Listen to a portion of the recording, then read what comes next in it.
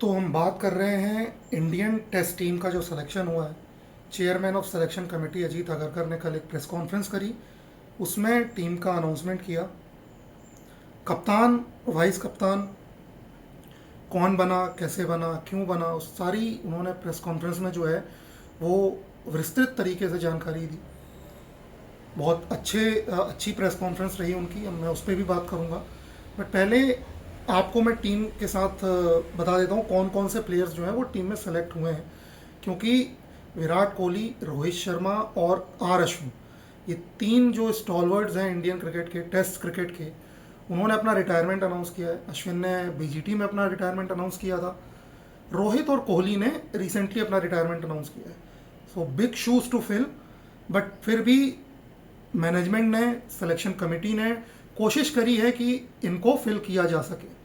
हम बात करेंगे किसका सिलेक्शन डिबेटेबल था, किसका होना चाहिए था, कौन अनलकी रहा इन टर्म्स ऑफ सिलेक्शन, सारी बातें करेंगे। पहले मैं आपको स्क्वाड बता देता हूँ। शुभमन गिल कप्तान है, ऋषभ पंत वाइस कैप्टन है, यशस्वी जायसवाल, केएल राहुल, साई सुदर्शन, इनकी एंट्री हुई है। और मैंने अपने पिछले वीडियोस में कहा था, जब मैं जीटी के लिए उनके बारे में बात कर रहा था, कि साई सुदर्शन जो हैं वो इंडिया के लिए टेस्ट क्रिकेट खेलते हुए नज़र आएंगे, और बिल्कुल वैसा ही हुआ है। और वो 11 में भी खेलेंगे। अभिमन्यु ईश्वरन, ये सिर्फ स्क्वाड का हिस्सा है। मुझे नहीं लगता कि इनको 11 मिलेगी अनलेस आपके इंजरी कंसर्न्स बहुत हों, क्योंकि अभिमन्यु ईश्वरन जो हैं उनके साथ पिछले 4 साल से 3 साल से ऐसा ही होता आ रहा है। हर बार स्क्वाड में जाते हैं बट 11 नहीं खेलने को मिलती उन्हें। डिस्पाइट प्लेयर इंजर्ड होते हैं, रिप्लेसमेंट बाहर से मंगाई जाती है, बट अभिमन्यु ईश्वरन जो हैं उन्हें खेलने को नहीं मिलता है। बात करेंगे इस पर भी। करुण नायर, 9 साल बाद टेस्ट मैच में इनकी भी वापसी हुई है। उसका सबसे बड़ा रीज़न है जो उनकी फॉर्म लगी हुई थी डोमेस्टिक क्रिकेट में, विजय हजारे, रणजी ट्रॉफी, मतलब उन्होंने भर भर के रन्स मारे हैं। उसका इंसेंटिव उन्हें दिया गया है टीम मैनेजमेंट के द्वारा, सिलेक्शन कमेटी के द्वारा, कि वो टीम इंडिया को रिप्रेजेंट करें इंग्लैंड में। और थोड़ा सा कहीं ना कहीं जो लैक ऑफ एक्सपीरियंस था रोहित शर्मा और विराट कोहली के जाने के बाद, उसको भी फिल करने के लिए जो है वो करुण नायर को टीम में जगह दी गई है। अब प्लेइंग 11 जगह बनेगी नहीं बनेगी, that's the separate issue, but अभी उन्हें स्क्वाड में जगह दी गई है। इसके बाद आते हैं नीतीश कुमार रेड्डी। पीजीटी में अच्छा प्रदर्शन था, रिटेन किया उन्होंने अपना स्पॉट। रविंद्र जडेजा, शार्दुल ठाकुर, जसप्रीत बुमराह, मोहम्मद सिराज, प्रसिद्ध कृष्णा, आकाशदीप, अर्शदीप सिंह और कुलदीप यादव, सॉरी। तो ये जो 18 मेंबर स्क्वाड है, अब पहले मैं माइंडसेट की बात करता हूँ कि आप जनरली देखते होंगे कि जो टूर सिलेक्शन होते हैं ओवरसीज़, वहाँ पे 15 मेंबर स्क्वाड चुना जाता है और 3 या 4 ट्रैवलिंग रिजर्व दिए जाते हैं। यहाँ पे ट्रैवलिंग रिजर्व कोई नहीं है, यहाँ पे 18 मेंबर स्क्वाड है। दिस शोज की टीम मैनेजमेंट को अभी भी क्लियर नहीं है कि किन बंदों को हमें 11 में खिलाना है और किन बंदों को नहीं खिलाना है। That they will have to decide after the India A का जो गेम है उसमें, क्योंकि कुछ प्लेयर जो स्क्वाड में सेलेक्ट हुए हैं वो इंडिया ए का भी गेम खेलेंगे। और आज प्रेस रिलीज के बाद जो बीसीसीआई ने एक एडिशनल इन्फॉर्मेशन दी है कि एक गेम जो है वो बढ़ा दिया गया है ए टूर का। इंडिया ए की जो टीम है वो इंडिया का जो ये स्क्वाड सेलेक्ट हुआ है उसके अगेंस्ट एक इंट्रा स्क्वाड मैच खेलेगी और उसके बाद टेस्ट सीरीज शुरू होगी। तो मैं बात कर रहा था कि 18 मेंबर स्क्वाड जो चुना गया है उसमें टीम मैनेजमेंट का क्लियरली लग रहा है कि अभी भी उन्हें कॉन्फिडेंस नहीं है कि कौन से प्लेयर जो हैं वो उनको 11 में उतारने हैं। हालांकि 6-7 नाम तो अपने आप को चुनते हैं, बट जो वो 2-3 जगह हैं उन पे बात होगी कि कौन सा बैटिंग ऑर्डर किसका होगा। क्या शुभमन गिल 4 नंबर बैटिंग करेंगे या केएल राहुल जो हैं वो विराट कोहली की जगह 4 नंबर बैटिंग करेंगे, ये एक बहुत बड़ा सवाल है। अब मैं आता हूँ कप्तानी पे। कप्तानी के जो दावेदार थे, जसप्रीत बुमराह, केएल राहुल, शुभमन गिल और ऋषभ पंत। जसप्रीत बुमराह जो हैं उस पर अजीत अगरकर ने बोला कि ऑब्वियसली हमने डिस्कशन किया, हमने बुमराह से भी बात करी, हमने फिजियोस से भी बात करी, हमने डॉक्टर्स से भी बात करी जो जसप्रीत बुमराह को हैंडल कर रहे हैं। उनका वर्कलोड मैनेजमेंट बहुत ज़रूरी है और अगर कप्तानी में उनको अगर कप्तानी दे देते तो एक एक्स्ट्रा बर्डन आता उनके ऊपर, क्योंकि 5 दिन टेस्ट मैच की कप्तानी करना आसान काम नहीं है। It takes a lot of you, और उसके बाद बॉलिंग करना, उनका खुद का वर्कलोड मैनेजमेंट करना, और सबसे बड़ी बात यह है कि जो बुमराह जो है वो 5 मैच खेलेंगे भी नहीं वहाँ पे उस टूर में, 2 खेलेंगे, 3 खेलेंगे, 4 खेलेंगे, ये मैनेजमेंट डिसाइड करेगा और फिजियोस डिसाइड करेंगे उस टूर पे। अब अगर मैं बात करूं केएल राहुल की, तो केएल राहुल के बारे में उन्होंने बोला कि केएल राहुल जो है वो टीम के साथ बहुत सालों से बने हुए हैं, उन्होंने कप्तानी भी करी है पहले, but chair of selection committee जो अजीत अगरकर हैं वो उस टाइम पे सिस्टम में नहीं थे, और केएल राहुल जो है वो एज प्लेयर ज़्यादा इंपॉर्टेंट है उनके लिए। तो ये बोल करके उन्होंने केएल राहुल का चैप्टर क्लोज कर दिया। जो मुझे समझ में आ रहा है कि टीम जो है वो लॉन्ग टर्म विजन के साथ जाना चाहती है। केएल राहुल इज़ ऑलरेडी 33 और 3.5-4 साल का उनका करियर बचा हुआ है क्रिकेट का, टेस्ट मैच का इनफैक्ट। तो उनको चाहिए कि कोई 8-10-12 साल तक टीम को आगे ले जा सके, इसलिए उन्होंने 2 युवाओं में इन्वेस्टमेंट करी है। तीसरा नाम था ऋषभ पंत का। अब ऋषभ पंत के साथ क्या हुआ, क्योंकि पिछले 5 साल में अगर देखा जाए तो टीम इंडिया के टेस्ट में सबसे बेस्ट जो बैट्समैन रहे हैं वो ऋषभ पंत रहे हैं। ओवरसीज, होम कंडीशन, कहीं भी आप देख लो, जितने मैचेस पिछले 4-5 साल में ऋषभ पंत ने अपने बल्ले से जिताए हैं टीम इंडिया को, उतने शायद किसी विकेट कीपर ने history of Indian test cricket नहीं जिताए होंगे। टेस्ट मैचेस की बात कर रहा हूँ। तो इतना अच्छा परफॉर्मेंस मेरिट पे सिलेक्शन टीम कैप्टेंसी का नहीं हुआ है, ये तो बिल्कुल क्लियर है। अब ऋषभ पंत के साथ 2-3 चीज़ें जो हैं वो उनके अगेंस्ट में गई।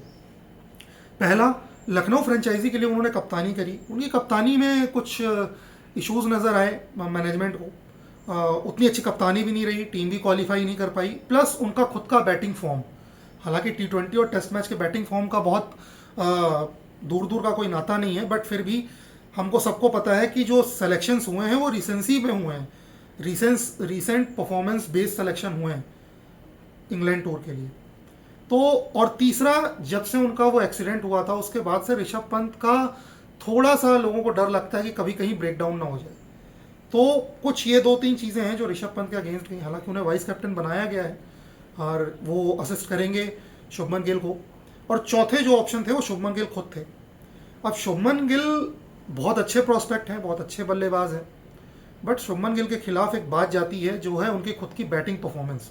अगर मैं उनके ओवरऑल टेस्ट करियर की बात करूं, 32 मैचेस खेले उन्होंने, करीब 1800 रन है उनके, 29.73 का एवरेज है उनका टेस्ट क्रिकेट में, इंक्लूडिंग ओवरसीज और होम।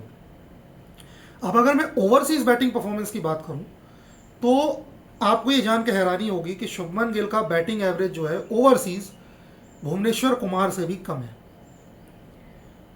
तो a lot to prove for Shubman Gill also. उनकी खुद की बल्लेबाजी पे उन्हें काम करना पड़ेगा, और हु नोज की जो कप्तानी मिलने के बाद, जैसे बहुत सारे लोग बहुत निखर के आते हैं, विराट कोहली कप्तानी मिलने के बाद और निखर के आए, उनकी बल्लेबाजी और निखर के आई, तो शुभमन गिल के साथ भी कुछ ऐसा ही हो, हम तो होप करेंगे। Best wishes to Shubman Gill. अब मैं उन कॉल्स की बात करूंगा जो सिलेक्शन में लिए गए, जैसे कुछ अनलकी प्लेयर रहे या जो टीम में नहीं आ पाए। पहला नाम है श्रेयस अय्यर। श्रेयस अय्यर ने उन्हें सज़ा मिली थी बीसीसीआई द्वारा, उनके सेंट्रल कॉन्ट्रैक्ट में भी नहीं रखा गया था पिछले साल, टीम से भी बाहर किया गया, बट उसके बाद उनकी वापसी हुई। वर्ल्ड कप में उन्होंने अच्छा प्रदर्शन किया, ओडीआई में, चैंपियंस ट्रॉफी में उन्होंने अच्छा प्रदर्शन किया।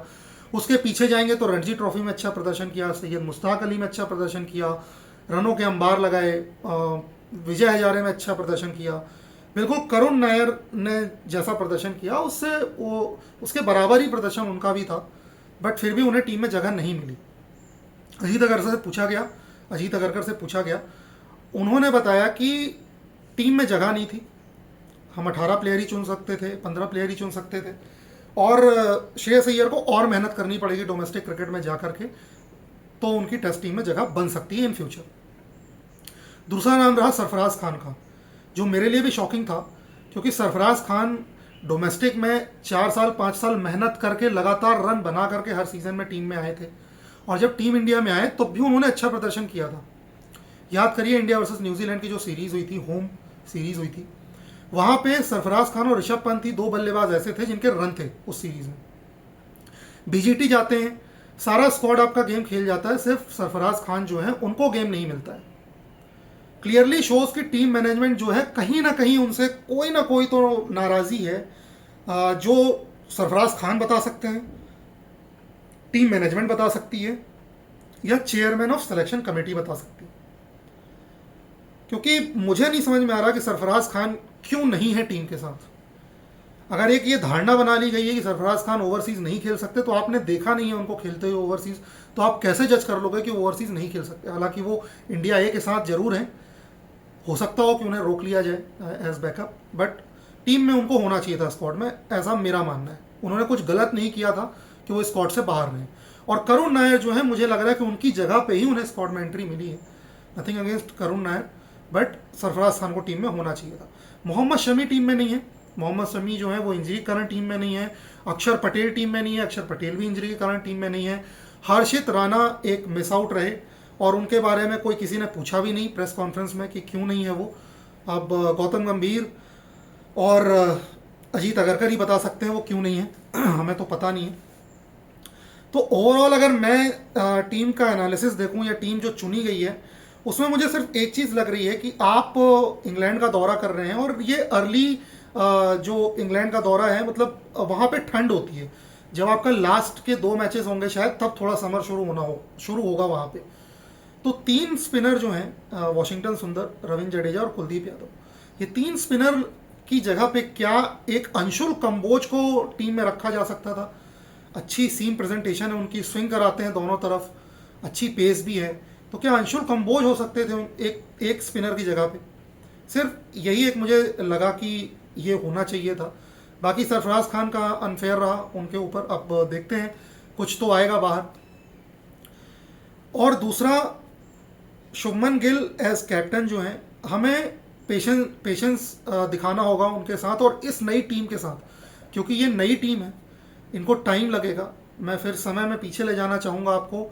विराट कोहली इंग्लैंड का दौरा कर रहे थे अर्ली ऑन हिज करियर और MS धोनी कप्तान थे। पूरे दौरे में 5 मैचेस में 147 रन बने थे उनके। अगर MS धोनी ने पेशेंस नहीं दिखाया होता, ट्रस्ट नहीं किया होता उनके ऊपर, और वो ऑस्ट्रेलिया नहीं जाते, तो हमें वो विराट कोहली नहीं मिलते जो मिले।